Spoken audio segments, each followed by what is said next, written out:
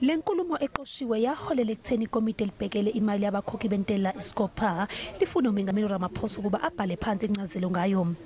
Kule nkulumo kuzwakala uMengameli Ramaphosa evuma ukuthi uyazi ukuthi ANC yasebenzisa imali yomphakathi ukufeza izinhloso zeqembu. Umvikeli womphakathi unxusa ukuba aphenye ngalolu daba. We still collating evidence, we still requesting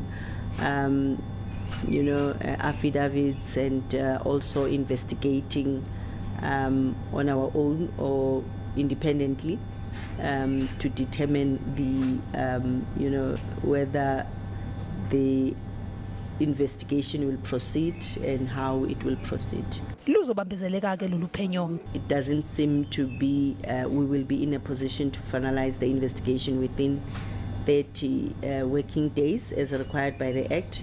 So we will inform the Speaker of the National Assembly, because the Executive Members Ethics Act is not clear where should we report when we can't finalize the matter within 30 working days. And we only focus on the conduct of the executive, and we will not be investigating any conduct of members of parliament because we don't have jurisdiction. Kusenjalo siyaqhubeka isicelo sokubeka icala uMkhwebane nokungaba nomphumela okususwa kulesikhundla.